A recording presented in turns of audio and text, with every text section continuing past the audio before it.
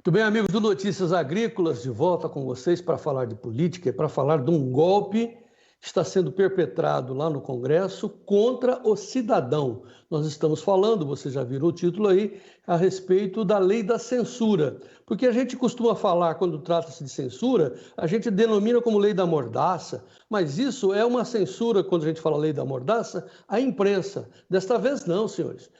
Desta vez, o que o Senado aprovou, 44 senadores, uma vergonha, é uma tentativa de censurar o cidadão, censurar o celular, o WhatsApp, o Telegram. É isso que se trata, a sua manifestação, o seu direito de cidadão. Isso é uma coisa muito grave. E é tão grave que a gente percebe que é inconstitucional, mas, de repente, pode passar pela Câmara dos Deputados, pode chegar no STF e, claro, que vai lá despejar de novo no colo do Jair Bolsonaro. Mais um drama na tentativa desses políticos não serem contestados e criticados pelo cidadão, como se eles fossem, né, os nossos patrões. Né? É inadmissível. E para comentar o que aconteceu, porque pior que a votação, como está no nosso título, foi o que aconteceu depois. Quem explica isso para a gente é o Renato Dias, do ranking dos políticos, que está acompanhando essa vergonha dessa lei da censura. Renato, seja bem-vindo ao Notícias Agrícolas. Muito boa tarde. Meu caro João Batista, boa tarde a todos. Realmente, uma vergonha essa votação. Tem coisas ali no projeto de lei que não dá para acreditar. Eles querem criar um comitê que vai avaliar o que é desinformação e o que não é. Ou seja, a gente vai ter um verdadeiro Ministério da Verdade, João. Aquele livro lá do 1984, o famoso livro do Big Brother, né, aquela coisa toda, tá virando realidade no Brasil. Né? Então, foi aprovado no Senado, você comentou muito bem, não foi apenas a votação do texto principal, houve a votação dos destaques, que aí nos destaques poderia até melhorar um pouco, não ficar tão grave, mas mesmo assim, nos destaques, os senadores aprovaram isso daí, e agora vai para a Câmara, a gente espera que seja derrubado na Câmara, né? Bom, além de a gente comentar o absurdo, né, desse ataque contra o cidadão, vamos primeiramente contextualizar. Em resumo, o que foi aprovado, o que significa o que eles fizeram, depois vamos para os destaques, depois vamos para a nossa avaliação. Em resumo, o que eles votaram, Renato? Votaram uma série de regulamentações para as redes sociais. Então, todas essas plataformas, Facebook, Twitter, WhatsApp mesmo, vão ter que criar relatórios de tudo aquilo que é postado, vão ter que criar mecanismos para você poder ali denunciar aquilo que você acha que é uma fake news ou que é alguma ofensa, vão ter que guardar tudo aquilo que é postado por 3 meses, ou seja, eles vão ter um arquivo de todas as mensagens, todas as conversas que você tiver. É mais ou menos o seguinte, João, imagina se a companhia de telefone gravasse todas as conversas que você tem, mantivesse isso guardado por 3 meses e depois ia vir um comitê para avaliar o que está sendo falado, para dizer se você pode ou não pode falar o que foi dito ali. É mais ou menos a mesma coisa, porque as plataformas, elas são mídias, você só está ali transmitindo. E aí eles querem agora que essas plataformas façam esse controle. Muito bem, vamos resumir para o nosso telespectador, porque o país está assim anestesiado, não está prestando atenção nas coisas, por causa desse pandemônio, essa coisa toda. Vamos aos detalhes. Quando você ler, meu amigo, alguma coisa na imprensa ou na mídia ou no seu celular, PL da fake news, o que esses caras, falando isso aí, já ia fazer um adjetivo aqui, o que esses senadores estão querendo é implantar a censura em cima do seu celular. Ô, Renato, depois nós vamos para os destaques. Não existe uma coisa chamada Código Penal na nossa Constituição, nas nossas leis? Ou seja, se o Renato Dias e o João Batista Olive falarem alguma coisa agora que a gente não seja responsável, nós podemos ser punidos criminalmente. Então, assim, eu sou responsável por aquilo que eu digo, o Renato é responsável, porque já existe um Código Penal. Então, quando você tem a autoria, a responsabilidade, não quero discutir aqui a corresponsabilidade do editor que eu sou. O Renato também é editor do blog dele, ele é corresponsável daquilo que outros poderiam colocar ali dentro com autorização dele. Então, quando o Renato ou quando o João Batista autoriza que alguém escreva no Notícias Agrícolas alguma coisa, poste alguma coisa, nós sim somos corresponsáveis. Então, já somos né, por direito e pela Constituição, responsabilizados e responsáveis por aquilo. Então, assim, não precisa inventar mais nada, mas eles querem, porque querem eliminar esse veículo poderoso chamado internet livre, que elegeu um presidente da quinta maior república do mundo, né, a quinta maior economia do mundo, com um celular na mão. Eles querem, porque querem eliminar isso, Renato. E eles vêm com essa desculpa que parece sempre muito boa, né? Que é contra as fake news. Então você coloca esse nome no projeto, todo mundo vai apoiar, né? Aí vem com aquelas pesquisas, 90% dos brasileiros são contra as fake news. Devia ser 100%. Todo mundo é contra fake news.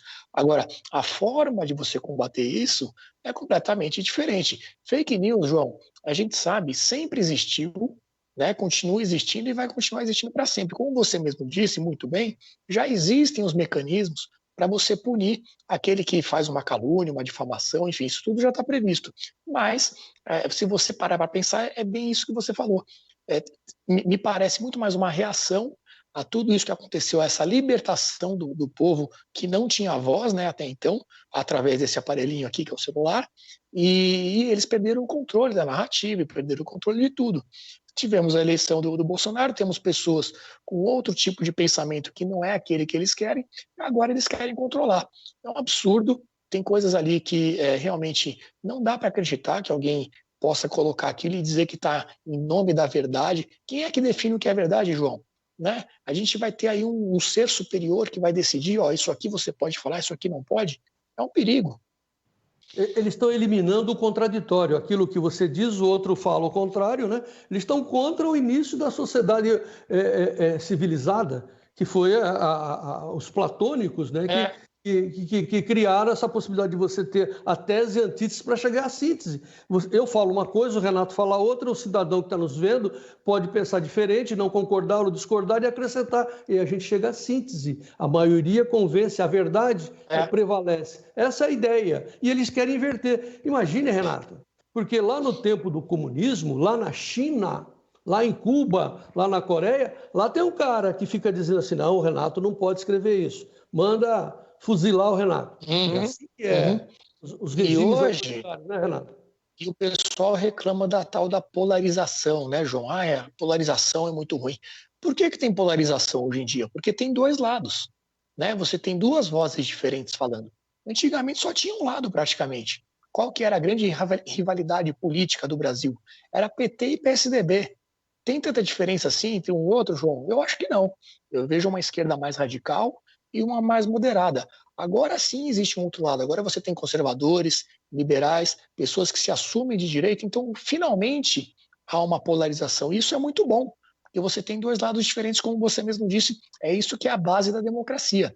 Né? E muita gente que antes da eleição dizia que tinha medo, que havia uma ditadura, que haveria perseguições políticas, censura, eles têm razão. Só erraram quem é que ia fazer isso, né? Todo mundo dizia que era o presidente que ia instalar esse tipo de coisa, mas, na verdade, tanto o presidente como os seus apoiadores é que estão sofrendo isso. São os que se dizem democratas, né, Renato? Muito que bem. Então, assim, eu foquei na lei atual, que é o Código Penal, a responsabilidade. Falamos do contraditório. E agora nós temos que dizer quem são esses senadores. Nós estamos publicando aqui embaixo dessa nossa live o nome dos 44 senadores que votaram na noite de segunda para terça, sempre à noite, dentro do ambiente virtual também, dentro da internet. Eles usam isso para aprovar mudanças para 214 milhões de cidadãos, né? Eles fizeram isso na noite de segunda para terça. 44 senadores, os nomes estão aí, alguns nomes assim que são... Você não acredita que essas pessoas tenham votado a favor desta excrescência. Aí o pior veio depois da votação, Renato. E só um detalhe também, João, que é importante dizer o seguinte, a tramitação desse projeto foi a jato, foi muito rápida. A gente viu o marco do saneamento, que finalmente foi aprovado, uma notícia boa, mas primeiro ele teve duas medidas provisórias que caducaram, porque não foi votado, simplesmente acabou o prazo e não teve votação. Depois, foi criado um projeto de lei que foi votado na Câmara no final do ano passado e mais de 6 meses depois, finalmente, votaram no Senado o marco do saneamento. Esse projeto foi assim, de um dia para o outro praticamente, né? Foi pouquíssimos meses, apresentaram o projeto, não houve discussão, não houve debate, como sempre há, não passou por nenhuma comissão, João, um negócio tão importante como esse, e aí a desculpa da pandemia, né? E a desculpa da pandemia serve para dizer que você não tem que votar outras reformas importantes, porque o foco tem que ser o vírus, mas nesse caso não tem problema o vírus, né? Vamos votar aqui o PL das fake news, esse sim é importante.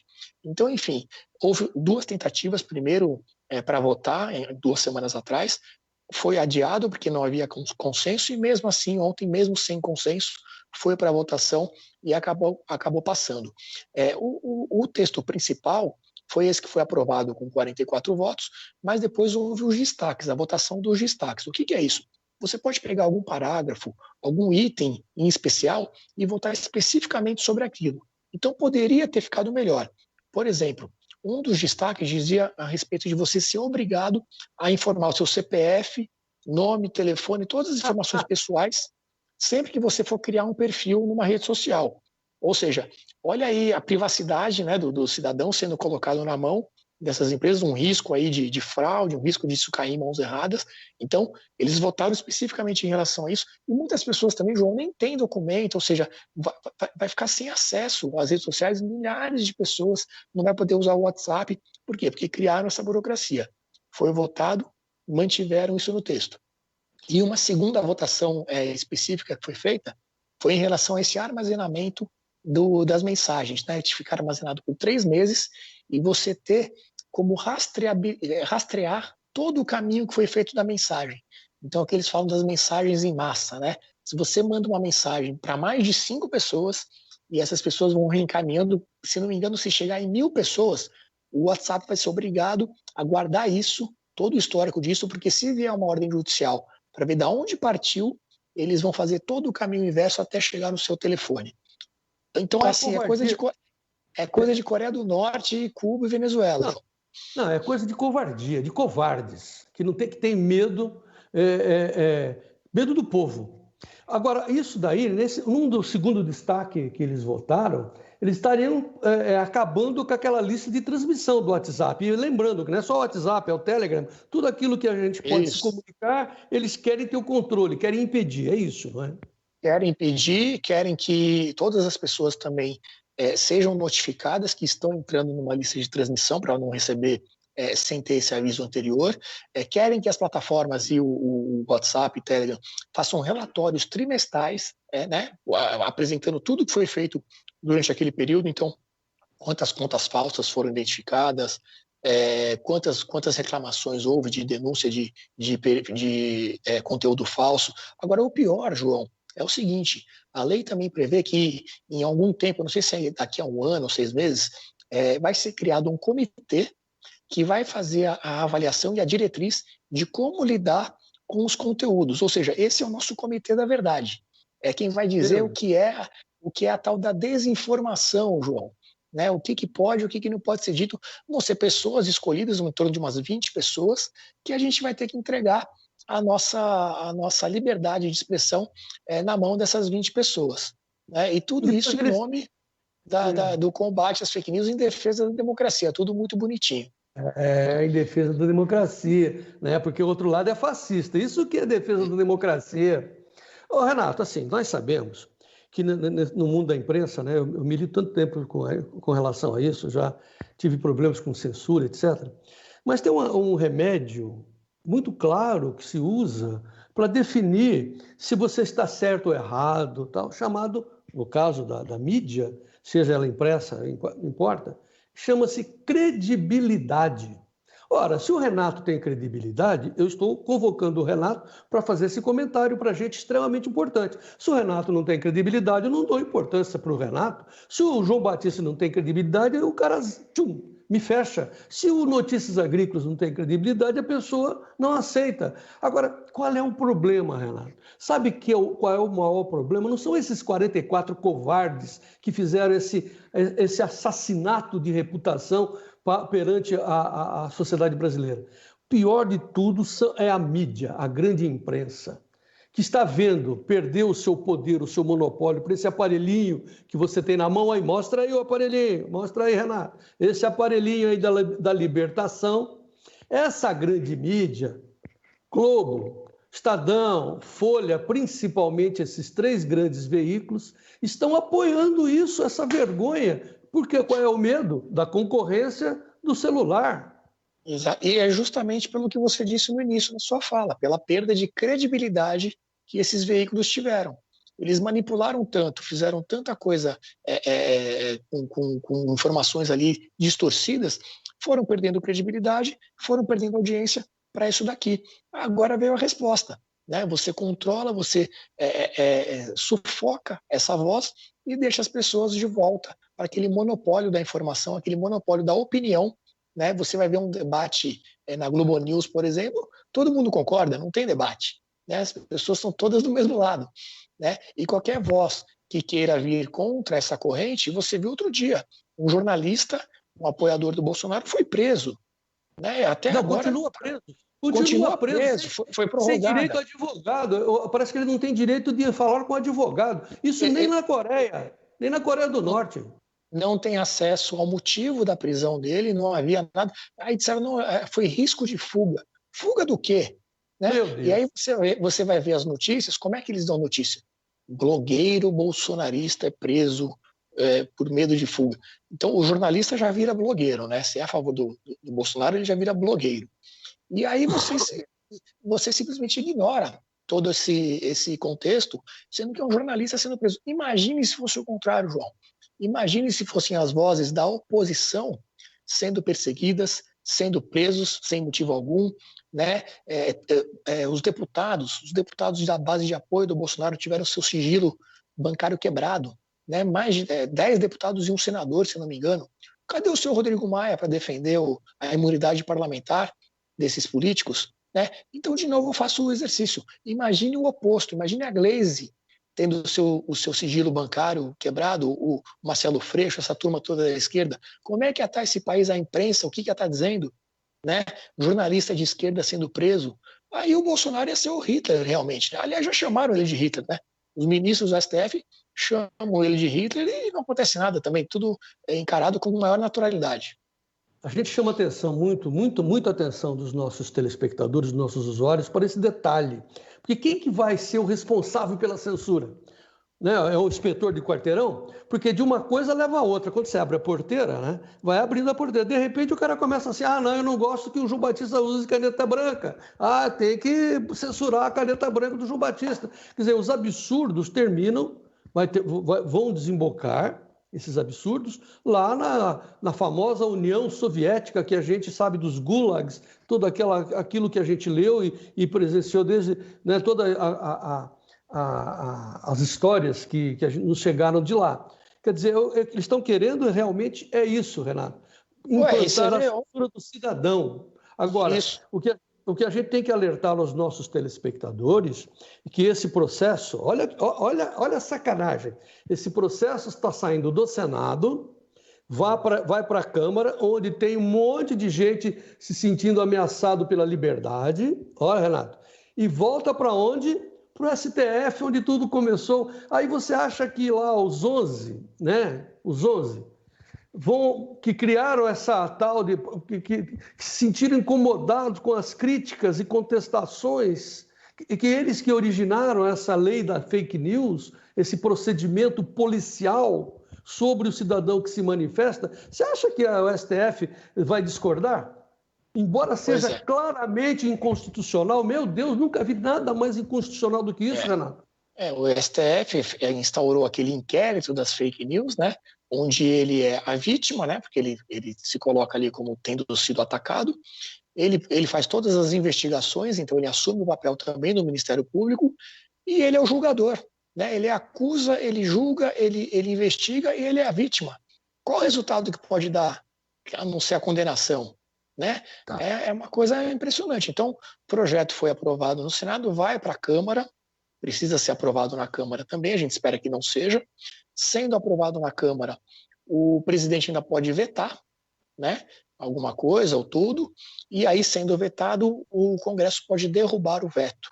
né? Então, o Bolsonaro, ele pode ali tentar evitar isso no final, mas no fim das contas quem manda é o Congresso, e aí o caminho posterior seria a judicialização, levar isso para o STF, como você comentou, mas certamente nesse caso a gente sabe qual seria o resultado. E é isso que Então, é agora, importante pressão Sim. dos deputados. Agora, esse tem que ser o foco. Mas um detalhe ainda, o que vai acontecer mais nesse passo de entregar a bomba no colo do Bolsonaro, significa aquilo que você sabe muito bem, que é a essência do seu trabalho aí no ranking dos políticos, que é esse toma lá da cá, a negociação política. Olha, eu tenho aqui um projeto de lei e aqui é outro, eu voto esse, você votar esse. Esse é o toma lá da cá que a gente conhece bem e até de certa forma, uma certa forma, não vou dizer que é uma forma legal, mas é aceitável. Faz parte. Faz parte. Só que quando você joga uma bomba dessa no colo do Bolsonaro, ele tem vários projetos lá dentro do Congresso, para não dizer 23 ideias e intenções de arrumar a economia, principalmente, que não estão sendo votadas. Aí ele disse para o Rodrigo Maia, Rodrigo, deve ser assim que ele deve se relacionar com o Rodrigo, Rodrigão, vota aquele projeto do Paulo Guedes que vai desonerar, blá, blá, blá, blá. Aí o Rodrigão fala para ele assim, presidente, mas você tem que assinar a lei da fake news. Essa é a negociação. Então você põe, isso é nada menos do que mais uma artimanha para botar o Bolsonaro na parede. Não é isso, Renato? Vira moeda de troca, fica um preço muito caro. Aí se o Bolsonaro não compra a briga, ele passa a ser criticado também, ele foi lá e não vetou, né? Se ele veta, aí ele arruma uma briga com o Congresso, vão dizer que ele não sabe articular, que ele não sabe fazer política, né? Que não tem como, esse governo nunca vai aprovar nada, porque ele fica brigando com todo mundo, e a gente fica aí sujeito, então, a ter essa censura institucionalizada. Vamos lembrar que ontem saiu uma notícia também do aquele empresário Luciano Hang, que tomou uma multa de R$300 mil. Por quê? Porque chamou a OAB de bando de abutres. Ou seja, é o fim mesmo da liberdade de expressão. 300 eu chamaria de outras coisas, mas vamos lá, 300 mangos. Né? Tá certo. Isso. Renato, assim, antes da gente dizer que a decisão dessa história está de novo na mão do cidadão, e a gente precisa alertar, e é preciso que isso se espalhe, que cada um mande para as suas linhas de transmissão, sim, né? Antes que eles censurem a gente. É importantíssimo que isso seja colocado na cabeça do cidadão. Presta atenção que eles estão tentando tirar o seu WhatsApp das mãos, tentando o seu Telegram, enfim, seu celular. Eles não querem que você reclame. É bem isso, né, Renato? É isso, temos que fazer essa campanha firme, né? Não dar sossego, encher as redes sociais desse pessoal, porque funciona. E é aquilo, não esquecer o nome desses 44 senadores, eles têm que sentir isso na urna, que é onde o político mais sente, João. A listagem está aqui embaixo, estamos postando para os senhores saberem quem tentou fazer, né, esta sujeira contra o povo brasileiro. Certo, Renato Dias? É isso mesmo. Vamos em frente, volte sempre. Um grande abraço e viva o Brasil. Vamos em frente, um abração, até a próxima. Muito bem, amigos do Notícias Agrícolas, Renato Dias, ranking dos políticos, que está acompanhando todas as artimanhas desses políticos do Congresso. Desta vez foram os senhores senadores. Veja o nominho deles aí embaixo, veja se vocês concordam, veja quais são as explicações que eles dão para os senhores que votaram neles. Alguns nem a gente votou, né? Eu conheço muitos que são amigos eram amigos dos sojicultores, estão lá como senador, né? Fazendo essa sujeira contra o povo brasileiro. Não vamos permitir. Se quiser, eu dou o nome, né? Carlos Fávaro, quem diria que isso fosse acontecer, hein? Muito bem, se arrependimento matasse, mas vamos em frente. Preste atenção, fiquem atentos, seja o produtor rural mais bem informado do nosso país. E viva o Brasil!